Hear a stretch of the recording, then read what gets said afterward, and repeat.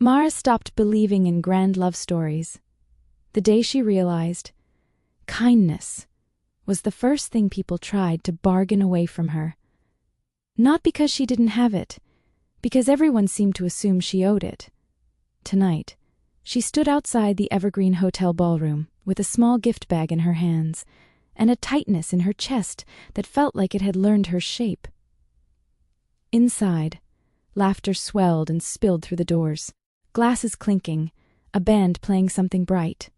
People cheering like the world was safe and simple. Mara breathed in through her nose, out through her mouth. "Just drop it off," she whispered to herself. Smile, congratulate, leave. She adjusted the sleeve of her borrowed dress, soft blue, a little too big at the waist, and pushed open the door. Warm light washed over her. Gold and candlelight and glitter. A banner read congratulations. "Jules and Aiden!" Mara's friend Jules spotted her immediately and squealed, rushing over. "Mara!" Jules threw her arms around her. "You came!" Mara hugged back gently. "Of course I came." Jules pulled away to look at her. "You look beautiful." Mara forced a smile. "You're biased." Jules's grin faltered just a bit. "Are you okay?" Mara nodded too quickly. "I'm fine. I brought you something." She offered the gift bag. Jules peeked inside and gasped. "Handmade cookies? Mara." "You didn't have to. I wanted to," Mara said, and she meant it. She always meant it. That was the problem, wasn't it? Jules squeezed her hands. "Stay. Eat. Dance. Please, I've missed you." Mara's heart pinched. Jules was one of the few people who didn't treat Mara's gentleness like an endless resource. "I can stay a little," Mara said. "Good." Jules beamed and then lowered her voice also. "My husband's boss is here, and he's intense. Don't let him scare you," Mara blinked. "Your husband has a boss?" Jules rolled her eyes. "He's an assistant to the assistant of corporate misery." "The boss is the corporate misery." Mara's laugh came out real before she could stop it. Jules sighed dramatically. "He's the CEO of Northbridge Holdings. He's single, rich, broody, probably allergic to joy." Mara gave her a look. "You're describing a fictional duke." "I know," Jules said, delighted. "But he's real. And he's here. Somewhere." Mara's smile faded as she glanced around the room. And then she saw him. He wasn't the tallest man there, but the air around him looked like it held its breath. Dark suit, clean lines, a stillness that didn't ask for attention, yet somehow gathered it. He stood near the back, half-shadowed by a decorative pillar, watching the room like he was measuring the distance between people and their excuses. He didn't look bored. He looked careful. Mara swallowed and looked away. She didn't belong in rooms like this. Not because she wasn't worthy, she reminded herself quickly, but because she didn't know the rules. Her life was rent receipts and quiet nights, and pretending she didn't mind eating alone. "Mara." Jules hissed suddenly, eyes wide. "That's him." Mara's throat tightened. "The Duke, yes." Jules giggled like a teenager. "Don't look." "You're looking..." Mara jerked her gaze away, cheeks warming. "I wasn't..." Jules squeezed her shoulder. "Go get a drink, breathe, and please don't leave without telling me." "I won't," Mara promised. Promises were easy. It was keeping them that cost something.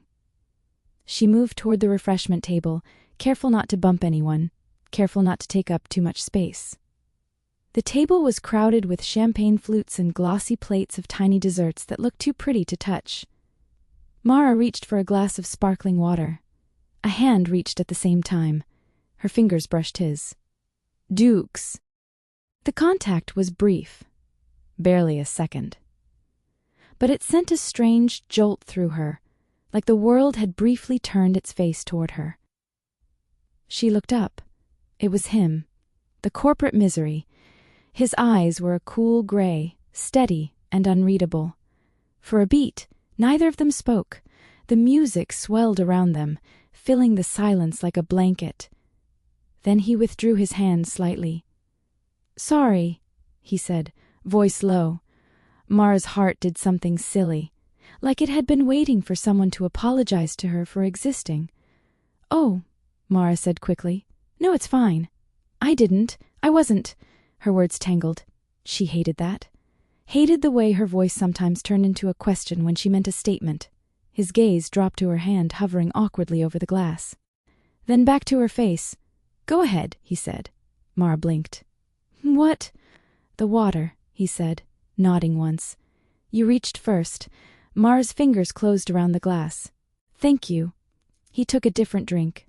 Club soda from the look of it, and stepped aside to give her space. Mara sipped the water too fast, then regretted it as bubbles burned her nose. She coughed softly. Before she could turn away, embarrassed, he held out a napkin, not shoved into her face, not tossed at her like she was clumsy, just offered. Mara hesitated, then took it. "Thanks." He studied her again. Not in the way men sometimes did, assessing, consuming, but like he was trying to understand something that didn't fit the room. "Are you a friend of the bride?" he asked. "Yes," Mara said. "Jules? We met at a community baking class." His mouth twitched, barely. "A baking class?" It was therapeutic, Mara said, before she could stop herself. "And cheap." His eyes softened in a way that startled her. "I see," he said. "You made the cookies." Mara's grip tightened on her glass. "How did you—" He nodded toward the gift table. "I saw her open them earlier. She looked like she wanted to cry." Mara swallowed. "She's very emotional." "She's loved," he corrected. The words hit Mara in a tender place, like a bruise she tried not to touch. Mara looked away. "Well, it's her wedding. People cry." His voice lowered slightly. "Do you cry at weddings?" Mara almost laughed. "Almost." Instead, she said the truth, because it pressed against her ribs like it wanted out. "I don't cry," Mara said. "Not in public." His gaze held hers for a moment longer than necessary. "Then you must carry a lot alone," he said. Mara's breath caught. She wasn't used to being seen that quickly. Usually, people looked at her kindness and assumed she was fine. Like kindness was armor instead of, sometimes just a way to survive. Mara forced a polite smile. "I'm okay." He didn't argue. He didn't push. He only nodded once, as if accepting the boundary while still remembering what he noticed. Mara. Her name. Spoken like he'd known it longer than 2 minutes. She stared. "How did you know my name?" He glanced to the side, toward Jules, who was waving at someone near the dance floor. "The bride said it when she hugged you." Mara's cheeks warmed again, but this time it wasn't embarrassment. "Right," she said quietly. "Of course." He held out his hand, formal but not cold. "Lucian Hale." The name made sense on him, like it had been tailored with a suit. Mara shifted her glass to her other hand and shook his. His palm was warm, his grip careful, not possessive. "Mara Lynn," she said. "Nice to meet you, Mara Lynn," Lucian said, and the way he said it, steady, deliberate, made her feel like she had just become real in the room. Then a sharp voice cut through the air. "Well, well." Mara flinched before she even turned. She knew that voice. Damon. Her ex. He stood beside them with a champagne flute in his hand and the familiar smirk that used to make her second-guess her own memory. Mara's stomach dropped, cold and heavy. Damon looked her up and down. "I didn't think you'd come." Mara's mouth went dry. "It's Jules's wedding, and you're—" "What?" Damon tilted his head. "Her charity guest?" The words landed like a slap. Mara felt the room blur at the edges. Her mind raced for something clever, something sharp, something that would protect her. But she'd never been sharp. She'd never been cruel. She'd always been the one who swallowed pain so other people could pretend it wasn't there. Damon chuckled softly. Relax. I'm joking. You always took things so personally. Lucian's posture shifted. Not dramatic. Not aggressive. Just present. Lucian turned his head slightly, eyes on Damon. Do you often insult people and call it a joke? Damon blinked, startled. Excuse me? Lucian's voice stayed calm. I asked a question. Damon's smirk tried to return. Look, man, I don't know who you are, but... Lucian Hale, Lucian said, as if introducing himself in a boardroom. And you are? Damon's eyes flickered, recognition sparking. Oh. He laughed nervously. You're that Hale? Lucian didn't react to the status in the tone. And you are still not answering? Damon lifted his glass. Damon Price, friend of the groom. Lucian's gaze didn't waver. Then act like a friend in this room, Mr. Price. Mara's chest tightened, almost painfully. No one had ever corrected Damon when he spoke to her like that. People either laughed along or looked away. Like discomfort was contagious. Damon scoffed. Wow, you're really going to White Knight for her? Mara flinched again, shame flooding her. Lucian's voice turned quieter.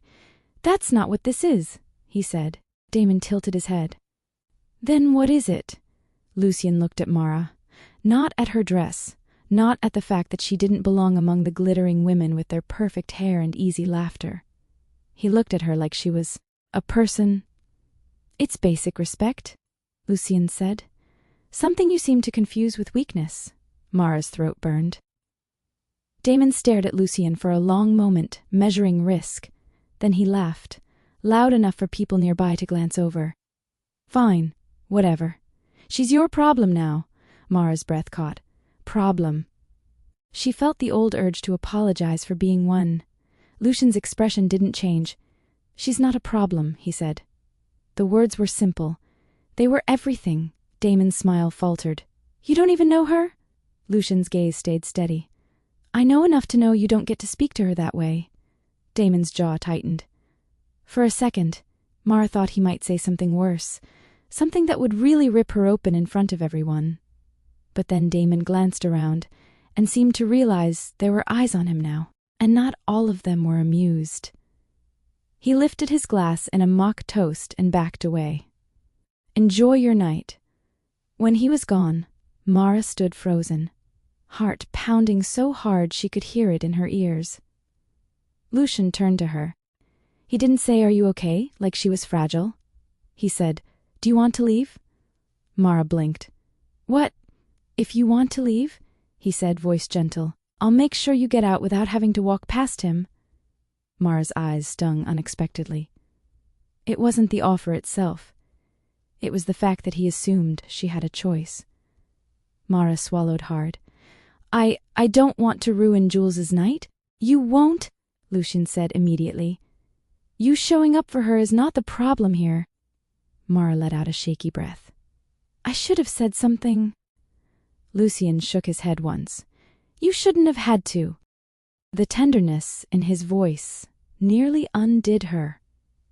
Mara looked down at her hands. She was holding the napkin he'd given her like it was a lifeline.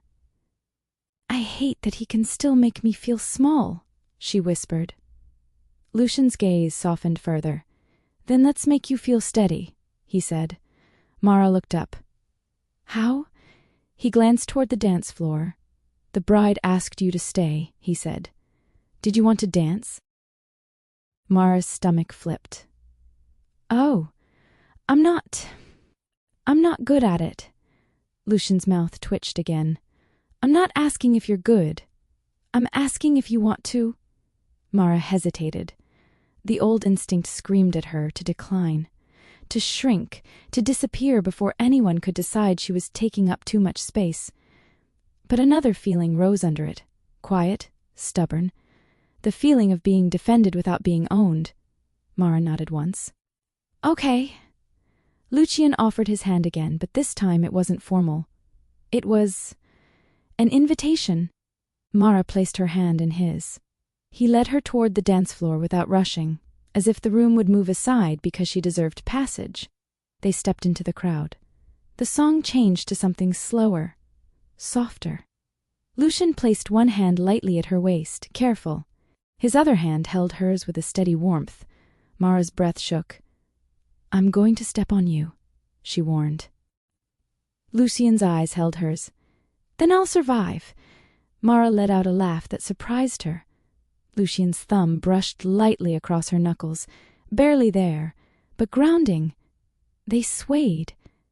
And for the first time that night, Mara felt her shoulders lower, as if her body had been bracing for impact and had finally been told it could stop.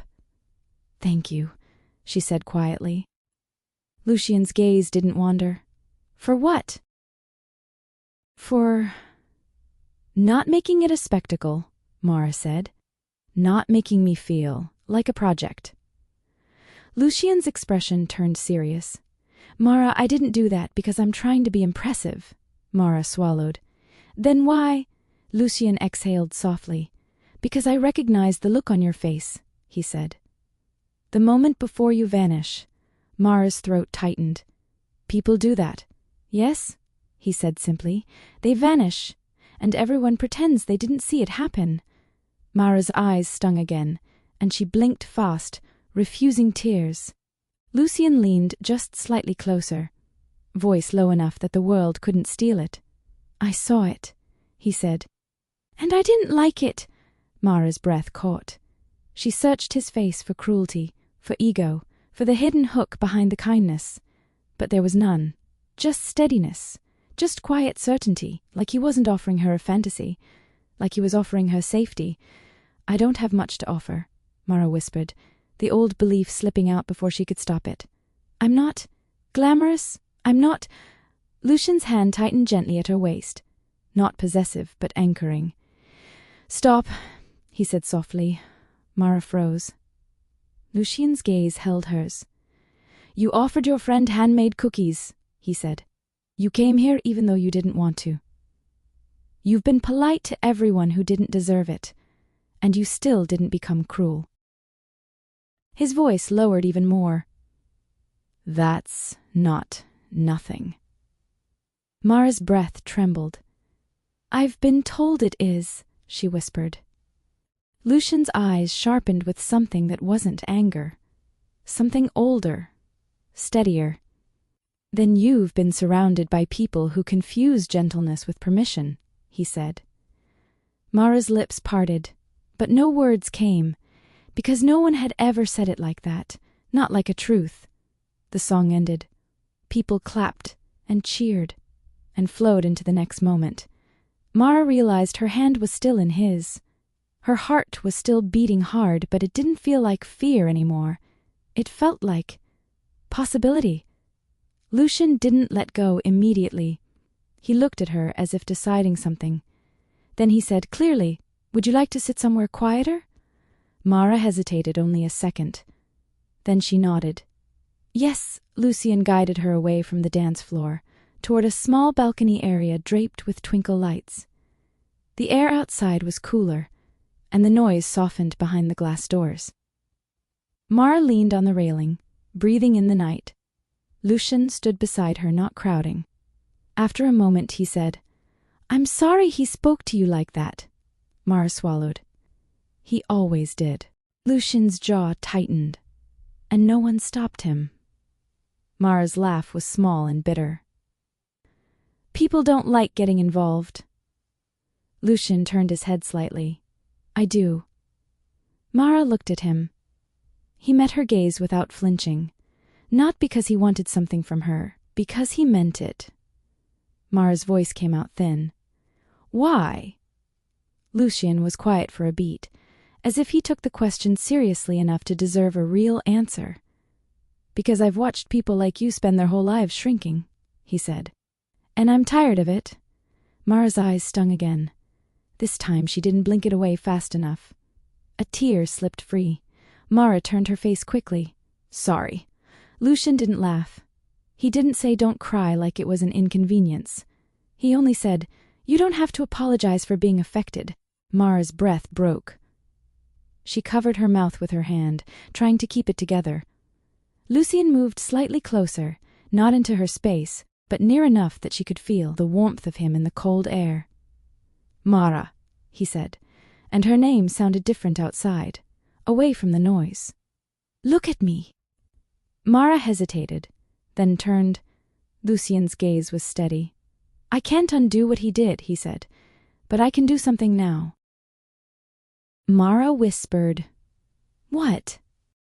Lucian lifted his hand, slow, giving her time to refuse, and gently tucked a loose strand of hair behind her ear.